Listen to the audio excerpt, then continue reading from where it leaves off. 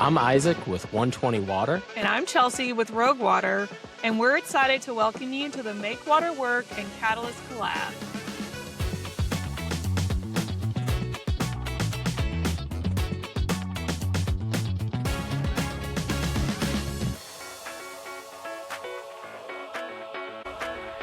There's two people that I can't think of that would be better to talk about and kick off this series than to have Chelsea Boozer and Greg Wukasch come in. And so welcome, Chelsea and Greg. Yeah, thanks for having us, Isaac. We're excited. Great to be back. Yeah. And like I was saying, like the theme of communications, not just how we do it, but why we do it, is so important. And you two both have championed that cause so much. You've really been like kind of bearing that torch and building the community around it.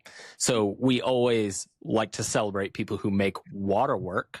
But you have this amazing, I'm going to say conference. It's really an experience called Catalyst, and you can correct me on that in a minute. Yeah. But I really want to dig into what makes Catalyst work, because it's had such a big impact on this industry and on many professionals.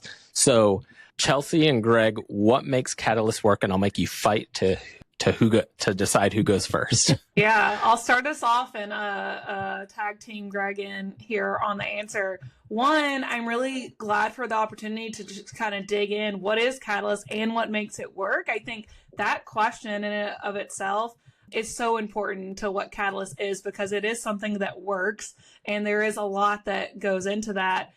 And we don't like to call it a conference. I know in this industry sector, conferences are what we're used to, and like that's the word we know for it. And if I say, hey, you want to come to this experience, all of a sudden people get scared. Like, what is that? We're a real risk adverse industry. How do I explain that to my boss? But the reason we like to use that word is because of something called experience design.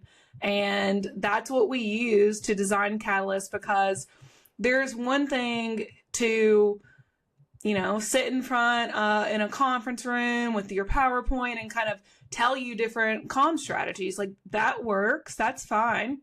Mm-hmm. That exists elsewhere. And so we would not have created an event to do that, because there was not a gap in that. There is a gap in really modeling what we're preaching, real strategic communications that is science-backed, research-backed, how behavioral science works. And there's a lot of research based on your environment, how you learn something, where you are when you learn it, what you're listening to, what you're smelling. Those are the details that we put into Catalyst. And I know we'll get into that a little more, but I'll just say that as a summary to start us off. And the other thing I'll add before kind of turning it over to Greg, who, by the way, is a co-design partner with Rogue on Catalyst. He's been around from the beginning, from the very first Catalyst, and really helps put the story to these and the impact behind them.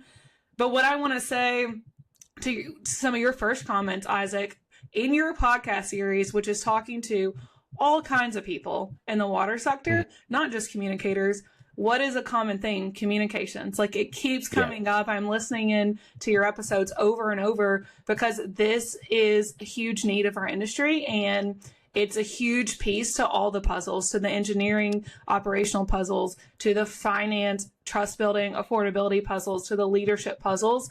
Like, this is something our sector needs, and that's really why Catalyst was created to answer that. Yeah. Yeah, I think that, Chelsea said it perfectly. I mean, when we sit down and begin to talk about the design of any catalyst, we're going to storytell, we're going to sit down and we're going to talk about how do we model it in terms of what is being presented to those that are going to come.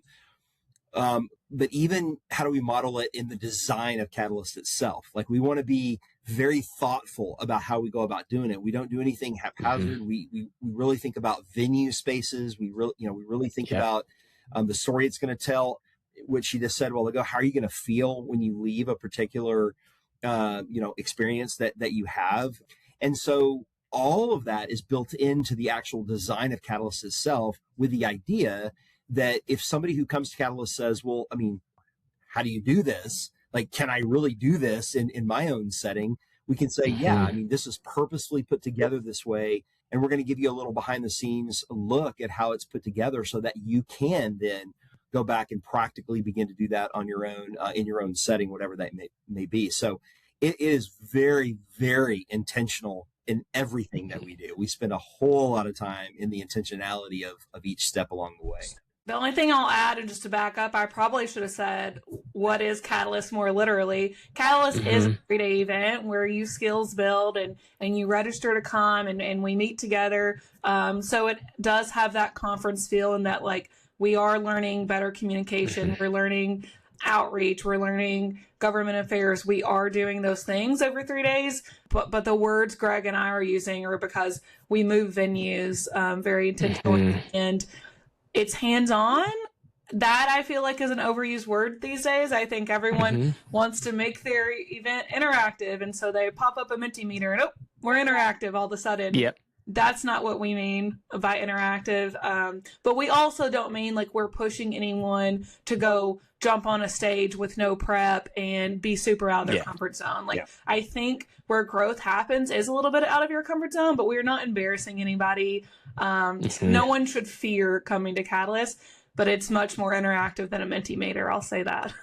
Yeah. No, that makes a lot of sense. And I think, you know, when I reflect on one of the things that I have loved about entering the water industry when I did in 2018 was that what stuck out to me immediately was that the professionals that I interact with are placemakers. They have a deep understanding of their place, and they know, I think what you highlight is the importance of bringing that place context into what they do, and not to put that off to the sides. Like, be proud of your place, know how to communicate, know how to bring those variables together. And I remember in the podcast with you, Greg, where you talked about your background in, you know, going to theme park design school, and like bringing some of those things that like place matters, experience matters, and we learn better and internalize things when we're experiencing it rather than just informationing it. If I can coin that term. Yeah, it's true. I like to say, with really any experience design, but also with Catalyst, that it's both content and context. And I think in the water space, a lot of times in what we do in communications is we focus a lot on the content, right? We want to have all the facts and the figures and that's all important. But we all know that you can sit at any conference, you can sit in a room and see all of the facts and figures in a wonderfully put together presentation. And if it's too cold, if it's too hot, if the room is boring, it affects you. It affects the way you learn. And so I think what we're trying to model and what we're trying to do a little bit different is understanding it's both content and context. And what we do in the water space is the content and communication, but it's in the context that we do it in, the types of community, the types of people, the types of spaces, the types of tourists. Why are tourists coming to your city?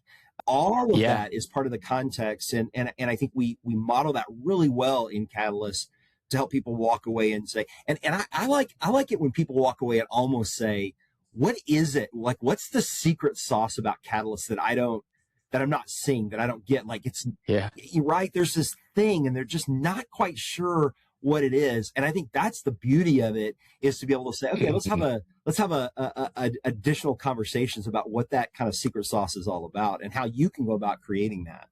Yeah.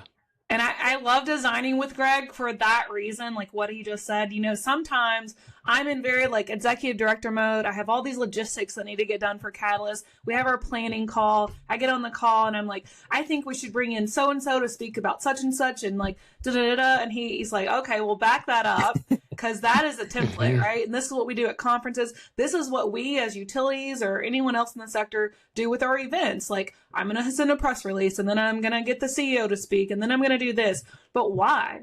Why are we doing any of that? What is the purpose? What does it mean? And if we ask ourselves that, I think a lot of times we find, oh, we were just doing that because like that's how you're supposed to put on a press conference, or that's how you're supposed to put on. So Greg and I, and there are other books and learning behind this too, but we really use Priya Parker's The Art of Gathering, which talks about using purpose as your bouncer and like starting with your purpose. Why are you bringing people together and what do you want them to take away? And then measuring every decision against that. And that's how Catalyst turns out so unique.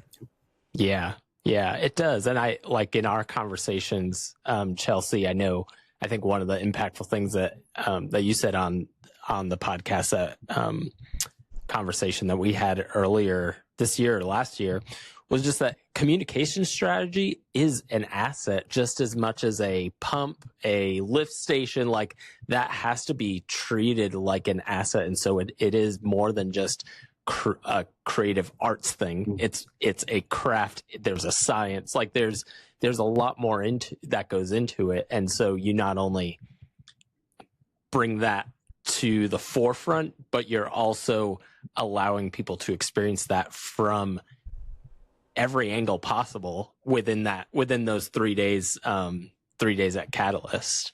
Yeah. And, if I can wave a magic wand across the sector, I would get people to believe what you just said, because I think we say it sometimes, or I'll say it and people nod their head along. But at the end of the day, I don't know that they value a strategic comms plan as much as they value a preliminary engineering report. They don't think it carries the same weight. But I think we've seen time and time over again, when you don't engage properly with the community, with the city council, with your commission, with the business community, with whoever stakeholder it is, that things fail in the sector, just like a pump fails. And Catalyst is a place where we slow down to really put our attendees in the boots of those that they engage with. I think, I used to work at a utility. Greg still works at a utility. I understand, what it's like to be in that seat day in and day out, and all the pressures that are coming and how we're needing to communicate out. And now you're telling me I need to listen to people too. With what time? When am I going to do this? We purposely put our attendees in positions where they feel certain things, and then we'll reflect and say, didn't you feel like a little angry right then, or a little confused, or a little curious? That's probably how your customer feels when you don't invite their opinion, or just leave a door knocker, a door hanger on the door. And so, yeah, I think this is the stuff that makes or breaks all of our projects. Like this, how we build trust is the through line to everything. Unfortunately, people think because they can talk, they can communicate, and that's not true. There is skills behind this, and that's what we want to dig into at Catalyst and spread to everyone. Like everyone needs the skill set. Yeah. Now tell us about this year's location, what you're excited about for this year's Catalyst in particular. Yeah, so it's in San Diego, California. What a better, can't get a better location than that. So if that's all that brings you out, we'll take you. You'll leave inspired. It is September 1st through 3rd, although for the first time ever, we do have some pre-Catalyst workshops on August 31st with a couple different partners. And we're really digging in. I'll say we have the content and context theme, right? Content and creative theme. Creatively, we're kind of welcoming you into a dinner party. I know that makes no sense to the common person. I don't mean you're necessarily like sitting down to a dinner party. It is a 3-day thing. But that's kind of the storyline we'll be inviting you into. We always invite you into a new world that we design for you that only happens at Catalyst and that you can connect with your peers over. But we're content-wise digging into all the things we just talked about when it talks about building public trust, but specifically how we show up. So Rogue Water has something called the 4 pillars of public trust, and it's transparency, which is telling the truth, relationships through experiences, showing up, how we show up as anchor institutions and as the public health sector for our community, and earning advocates. So we always go through all of those in different ways, but we really want to explore how we show up in service to our communities, how we show up in different rooms with different audiences, and with the hospitality pieces to that. So Greg, with his really unique background, as you said, theme parks, but also hospitality is bringing a lot to that. And I don't know if you want to add anything to the creative side of it, Greg. Yeah, well, it's funny. I think sometimes when we're planning and I tell Chelsea some things, she's like, my gosh, I didn't know you did all of that. And then it just kind of works into our storyline. But I also, for 14 years, was an adjunct professor in the tourism and hospitality department in the local college here. And so, so we're bringing that idea of, we've talked about the idea of a servant who, maybe a little bit old school, but who, in a fine dining restaurant, they have the towel draped over their arm, right? And they're there to serve. And that metaphor, that concept idea of, we're more, we are servants. That's what we do in our communities. We are here to serve the people in our communities. And so what does that look like? What does that look like when things are going really well? What does that look like when things are not going so well, when they're failing? What does that look like when, you're being called names and you're not getting the same hospitality back? And I love what Chelsea said a while ago. And I want to just reiterate the fact that we are not afraid in a very professional, strategic way to dive into sort of those emotions and those feelings. Like, what are you feeling? Yeah. How does this impact you?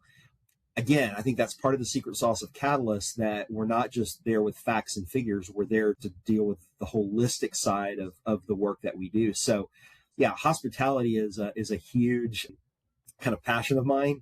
And I'm really glad that we're diving into that this year. And we don't like to give a whole lot away. I know we sound like we're talking around it, but part of it is that we don't want to give too much away, because if we do, then we give you too much expectation. We want you to come and experience what it is and experience some of the surprises that are going to be there.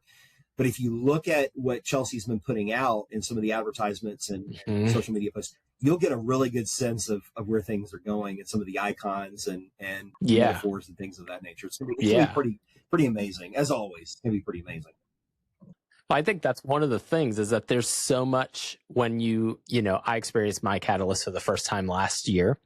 And it was an amazing experience. And when you look at, everything from the outside in, it's like, there's so much FOMO. It's like, it looks like you're having so much fun, but let's actually talk about, how would a water utility professional justify it like this? It is a lot of fun. And it's not just more than fun. It's the experience. I'll just come back to it, is how it's internalized. So, but let's unpack that a little bit. Yeah. How would you respond to that, Chelsea? Yeah, it's a perfect segue, because I was going to ask you a question. And after I answer this, it lines up my question for you personally as a first-time attendee last year. I think people are listening to us and we're talking about communications and feelings and fun stuff. And, they're going to have that question of like, okay, well, my work is paying for me to go. Am I going to get anything out of this?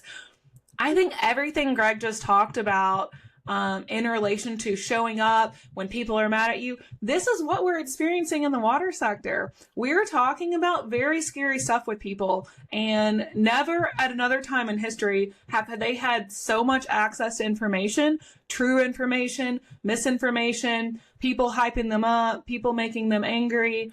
And we all of a sudden, mostly trained as operators and engineers and finance people, are having to deal with that. And when I say deal with it, I don't even mean that negatively. I love our customers, and they are so valid in their questions and concerns and thoughts.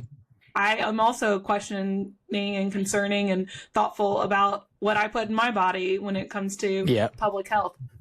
And so, we're being asked as a sector to meet the moment and have these conversations with people under really intense pressure, when we don't always have the answers, when science is continuously changing. So we're diving into that at Catalyst, and we bring in expert practitioners who do this day in and day out, who are skilled at different segments of how to do that. And I'll say the biggest question I get from CEOs, even from like top vice presidents of engineering, is how to do that piece, how to engage with people. And Catalyst is where you learn those answers. We don't only do it with water professionals. We usually bring in a mayor, and we hope to have a mayor this year. Not ready to announce it yet, but stay tuned to this little summer series. You might get to speak with them.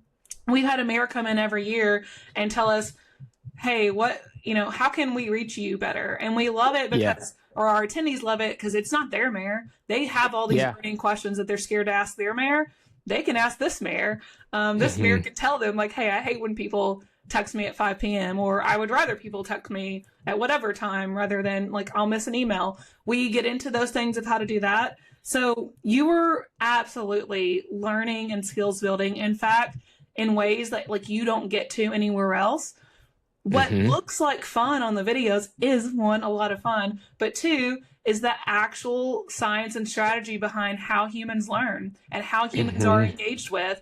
And not only are you getting to experience that at Catalyst, the whole point is what Greg said earlier. We are modeling what we're teaching. Yeah.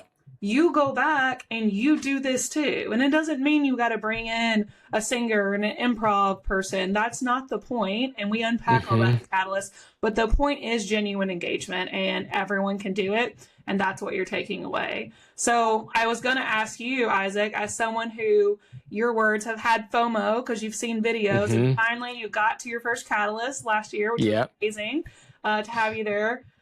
What did you take away from it? Was it more than just kind of having fun for 3 days?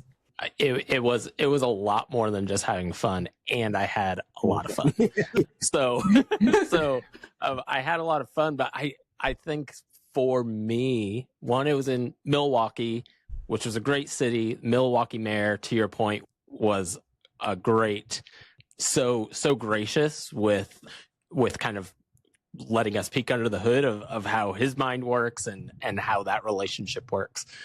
But I think for me, when I think about a specific session, there was Amira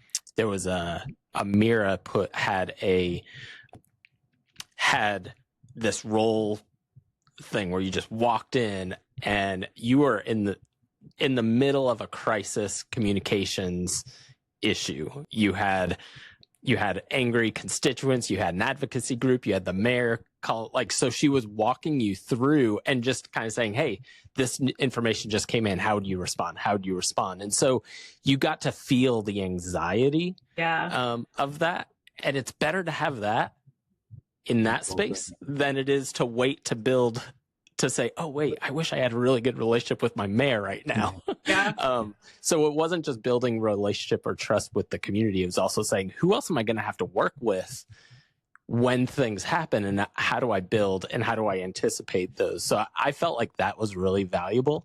And that kind of went deep.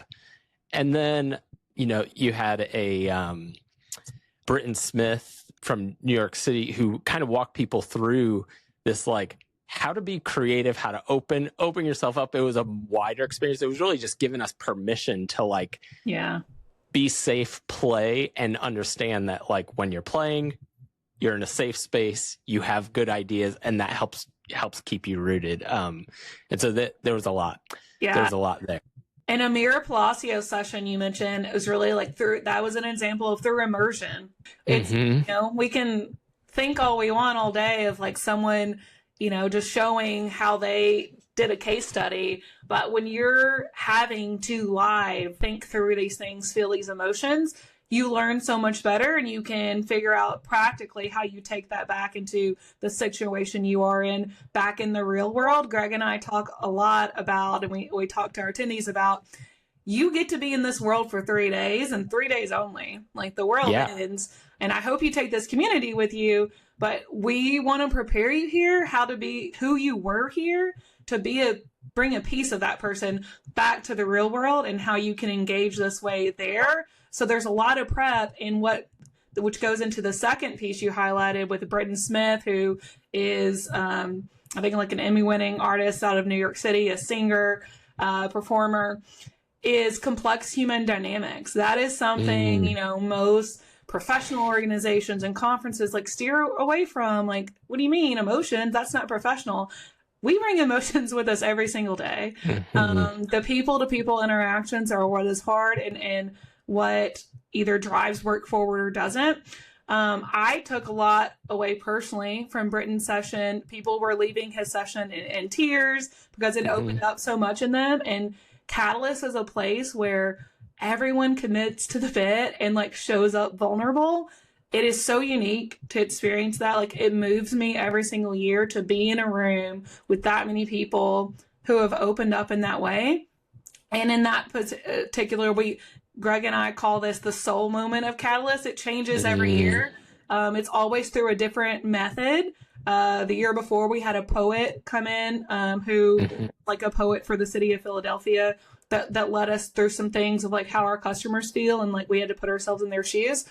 But yeah, where I was getting to with Britton is he really had us talk about and show with our fingers on a level of 1 to 5 how we felt about certain statements or how comfortable certain things were for us. And when you looked around that room, which had older and younger, newer to the industry, 30 years in the industry, manufacturers, CEOs, communication specialists, engineers, like all different types of people, they saw each other in that way where they were practicing vulnerability in, an easier, comfortable way by just holding up their hand.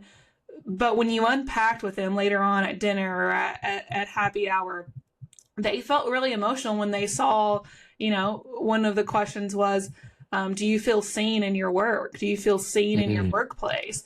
And a lot of people held up a 1. That moved people who held up a 5 to tears because they never realized that. So that's the kind of stuff we're digging into in Catalyst that, we don't think, or I've just never experienced other spaces out there that open up to that kind of stuff. So I'm glad that was one of your moments. Yeah. Well, and I also think it's worth answering the question this way too, because, where 120 Water will be a sponsor, I think it's worth from a sponsorship standpoint. So when I'm there with my, I also have a solution that I hope to bring to market hat on. That's me with a hat on.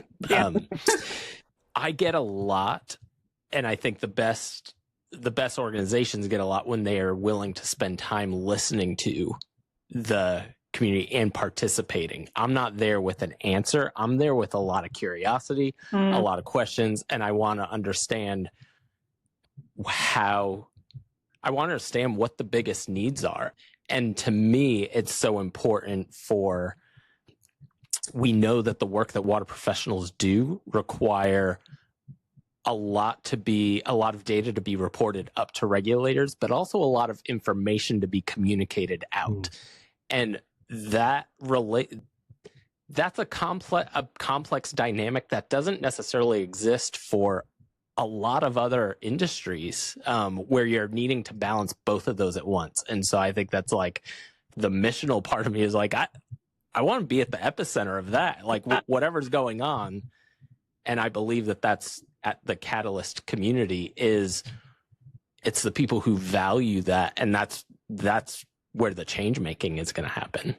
Yeah. And I love to hear that from your perspective, both as an attendee and a sponsor, because, one thing we tell our sponsors and we hear back from both attendees and them is that Catalyst really is a community of innovators. These are the ones pushing the conversations forward, pushing the needle forward, the ones at their workplaces that are going to go back to whoever, whether they are the decision maker or there's a different team, and say, hey, I think we should think about this, or hey, this would be on the cutting edge. Like, these are the daring people that are going to do that.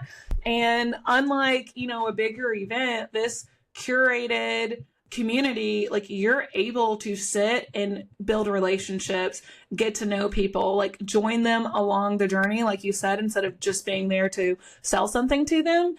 And yeah, people have found that so valuable. And what I like is that it also models what we teach. I said one of the 4 pillars is relationships through experience.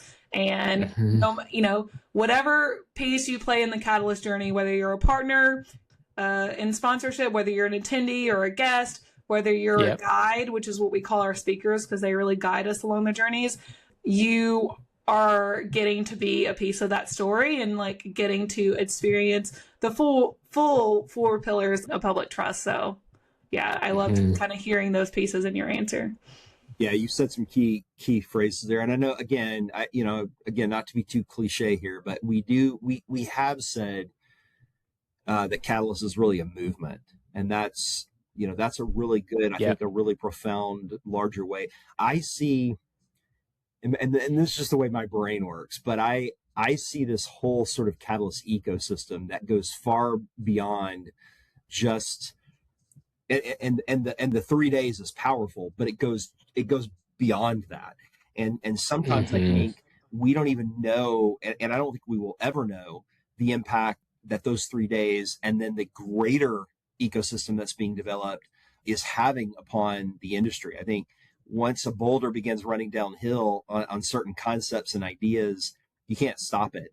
But you also can't control it. And so it just goes. And that's, again, the beauty of the movement of Catalyst is it stirs in people. It creates a Catalyst community of people that maybe have never spoken to one another. It brings new partners in that say, oh, gosh, we want to be a part of this. That means the whole ecosystem that's being sort of put together. Whether we see that or not, I believe it's there. I believe it's being assembled. And it is so much fun. It after almost 30 years of being in the water space, it is one of my all-time most favorite things to be a part of, for sure. So. Yeah. Well, and I think it's, I love what you just said, because we can get so focused on measuring the impact, and measurement is absolutely important. And we need key performance indicators, and we need to have measurements, but we also have to leave enough space to hold it loosely, to have something else happen that might be we didn't anticipate, because those things happen anyway. Like 5 years ago, who would have predicted that data centers would be at the forefront of every community conversation? And now all of a sudden we have to have and it went from the sentiment is swinging so wildly, or like, and any of those topics, like we actually have no idea what's going to happen. Yeah. But we also have no idea what's going to happen. Like, it's just not like, that's not like we have no idea what's going to happen. Yeah.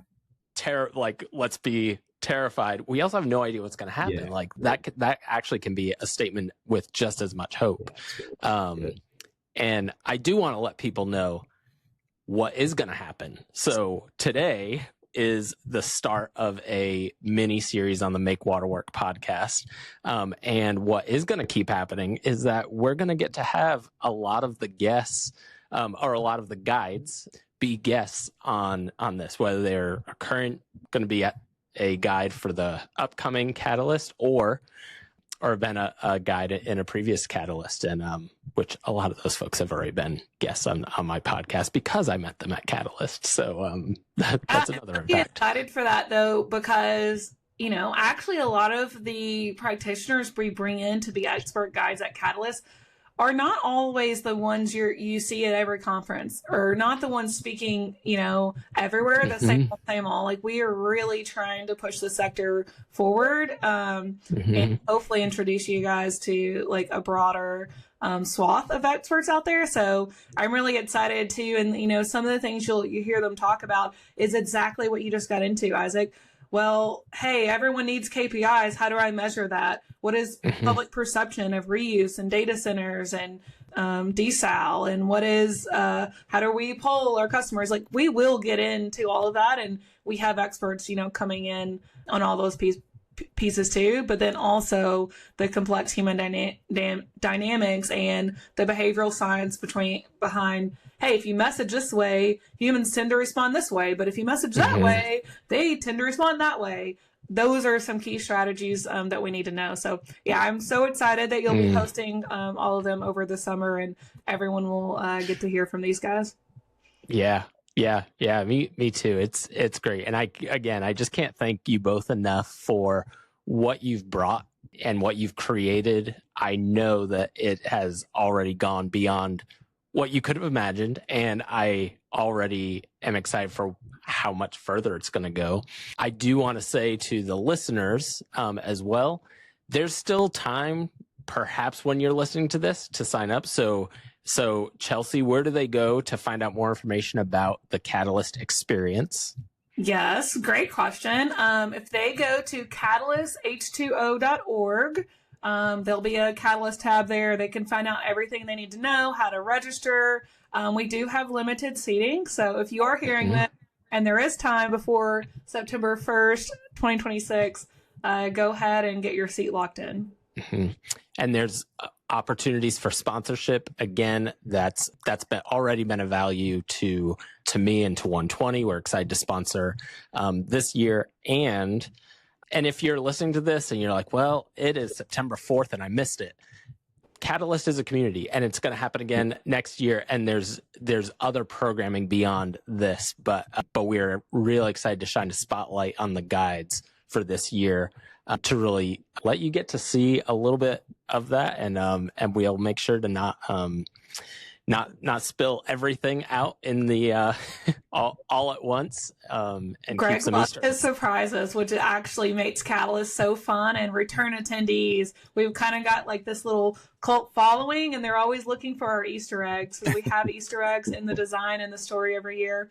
But yeah, I can't thank you enough, Isaac, one, for the opportunity to talk about this, but two, 120 being a partner.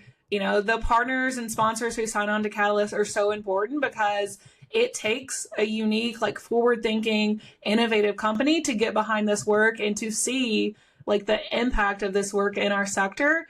And they also help keep this accessible so that everyone can kind of come and reach the skills building. So thanks to 120, and so excited for all the conversations over the summer. Yeah, absolutely. And thank you all for tuning in. I say this every time. I love this Make Water Work podcast. I love the community that it gives me the opportunity to interact with. And we really hope that you take a look at Catalyst and take a look at where you can have an impact and where you can grow your skill set in this industry. And we'll talk to you next time. Thanks for listening to the Make Water Work podcast. If you enjoyed today's episode, please take a moment to like, share, and subscribe so you never miss a conversation. We'd love to hear your thoughts and questions. Connect with us on LinkedIn or send us a message. Together, we can make water work for everyone.